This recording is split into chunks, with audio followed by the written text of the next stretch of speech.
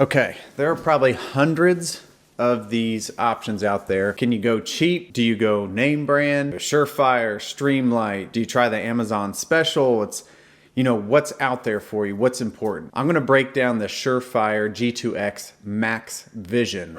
Lay down, lay down, go lay down.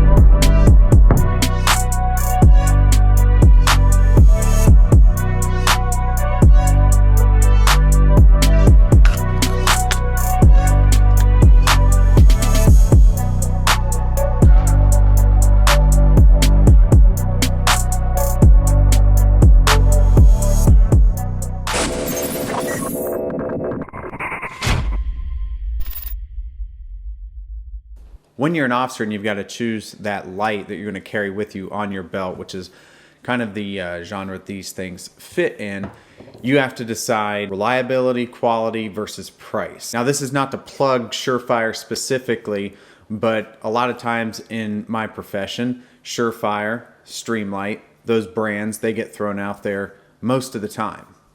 There are a ton of cost affordable options though away from those two brands. I recognize that, and it's great that those companies go out there and make that competitive price. But when we're talking affordability and something pops up from Surefire in the sub $100 range, you got to take notice. So this light was definitely a luxury for me. I didn't need it. I was using a perfectly good Streamlight Stinger, so there was really no need to switch other than curiosity. So when I got this thing from Surefire, I kind of put myself in the mindset of what is this going to do better than my Stinger? So I'm going to start this off with a very heavy positive and a very heavy negative for me. The first very heavy positive of this light is Surefire's MaxVision concept does not concentrate that beam of light all in one area. It will put that 800 lumens capability and kind of spread it out wide, if you will. So think of it as like a fan shape rather than a tunnel. That for me is better in most applications that I ran into at night.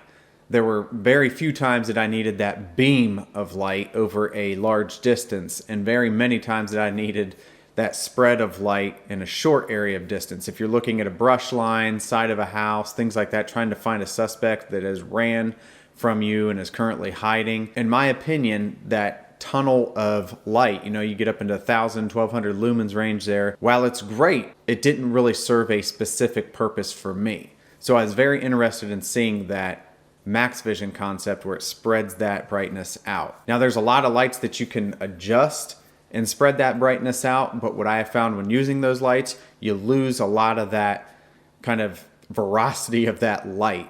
It dims down a little bit. It's not as apparent as it is with this MaxVision.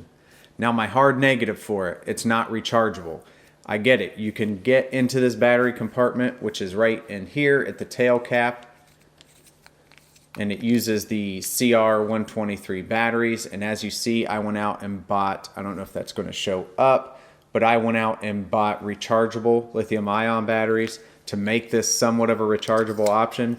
But that ease of convenience where you just slap a Stinger on a charger and it charges overnight, I definitely miss that. I know that you can take the batteries out. I know that you can charge them. I get it. But I'm telling you, when you're in and out of your locker every day and just changing your gear over every day, it's that extra step that sometimes you don't want to take or you forget to take. So the hard negative on it is it's not rechargeable. Now going through specs, I'm going to blow through these because you can always get them from the website, and I have asked some feedback from you guys, and you were kind of indifferent on whether or not you wanted to hear the specs. So I'm just going to blow through the important ones, and you can go see the rest of them online at Surefire site. I'll link that in the description. Overall, this is an 800 lumens light. It goes down to 15 lumens. It's a low light option, which is really great.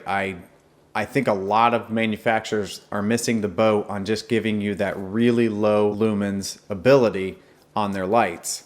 There are times where I just don't need all of that light, and even when they step it down from like 800 to 400 and some other competitors. It's just 400 is still too much. It's almost 5 inches. It's 4.87 inches. Since I'm filming this in the kitchen, I think it's appropriate to compare that to a banana. So there's your 4.87 inches. It has a 1.1 inch bezel diameter. I don't know how well that's going to show up for you, but there it is. Its weight is about 4 ounces with the batteries in here. And as I said, it takes 2 CR123 batteries. You access it from the tail cap. I will show you again here.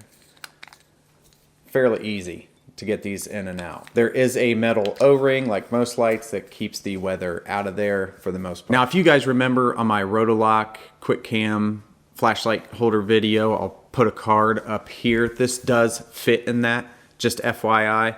It just has that just right amount of bezel width to get in there. And I did use this for about 6 months, so it gets in and out of that holster relatively easily, same as the Streamlight. Now I could sit here on the bench and talk to you about this light all day and how it performs in the field, but honestly, it's better to get out in the field and show you. So I have some B-roll and some in the field use footage that I'm going to kind of narrate over here in the next portion of the video, so we can just kind of see how this thing performs out in the real world. All right, so you have to forgive some of the background noise. It just rained here. So this would be somewhat of an urban environment here, and I just want to show what the light does illumination wise when you have some background lighting like some street lights or alley lights, things like that. So in low mode, you can see it's just not going to do much for you, and that's good. The low mode is not necessarily to illuminate a whole lot of things as far as threat assessment. But when you go to the high mode or high lumens, the 800 lumens, it does just enough. It's not going to throw that beam all the way there towards the end of the buildings or alleyway, but it will illuminate just enough for what you need in front of you. So again, this is another area with kind of limited background light. It's a overpass. This is the low lumens, and then coming up on high lumens. And again, I hate to be redundant, but what I like about this light is it illuminates just what you need to illuminate. It is not going to throw a beam way past your threat assessment area and start highlighting things in the background that you don't need. It's throwing all of those lumens. They're probably about 50 meters to 75 meters in front of you and closer. Okay, so one of the nice features of this Surefire is it has this low light mode. So the first time that you tap on that power button or that power switch, it goes to a low lumen. So when you go to the high lumens, you can see it just pops up. It goes to that 800 lumens. This is actually where I'm at. I've cranked my ISO up on my camera all the way up to about 6,000. So this is giving you a pretty accurate picture for what I'm seeing out here. And you probably get about a usable throw of about 50 meters. I know the website and the specifics and data sheets are going to say different from Surefire, but quite honestly, I'm only getting about 50 meters to 60 meters of usable light with this. And that's plenty for what we do. I don't need something that goes way far out into the distance. I just need something bright that kind of lights up, 50 meters or so out in front of me. And this does a great job of that. Just to give some frame of reference for that last segment, this is the same area that I was just at with the flashlight, and these are headlights. So that's just low light beam in the same place I was standing with the flashlight, and there's high beam. So I don't know what that'll do for you reference wise, but it just kind of gives you an idea of what the flashlight's capabilities are standing actually sitting in the same area where I was with the light prior to this.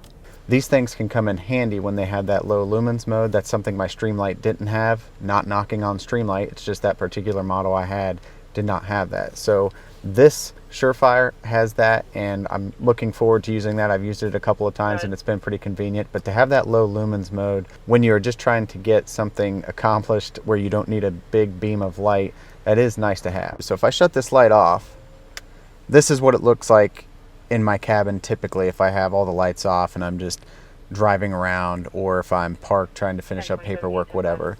But if I throw that low beam on, it's just enough light to accomplish small handwriting tasks or finding something in your gear bag, whatever it may be. And there you have it, the MaxVision out there in the wild. I did find one more gripe on this light while using it the past 6 months. Now I want to reiterate, this is a great light. This is a great option. It's sub $100, so what really can you complain about?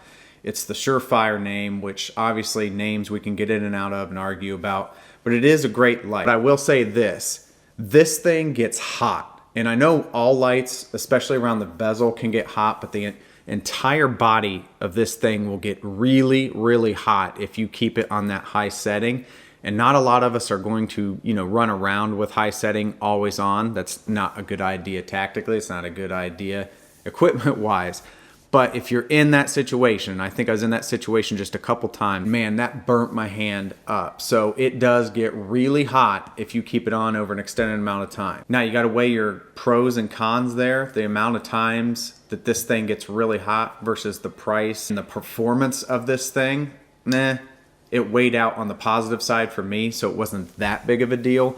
But I do want to let you guys know that there is that little quirk about this thing if you keep it on all the time. Okay, well that wraps up this week's video. Now some of you have already posted on the community section of YouTube, and then I've got some Instagram messages and just kind of all over the platforms there. I was running this idea of actually using my own body cam and going through thought processes of decisions made in law enforcement and kind of narrating that. A lot of you were really receptive to that, so I think I'm going to try that concept out there for a couple videos, so be on the lookout for those. That should get interesting. And as always, keep the comments and messages coming back at me. I do try to get to as many of those as I can. You guys have got a lot of great questions and a lot of good suggestions, so I do thank you for that. Thank you for your time. I hope you enjoyed the video, and we'll see you next week. Oh, pizza's here. Stand by.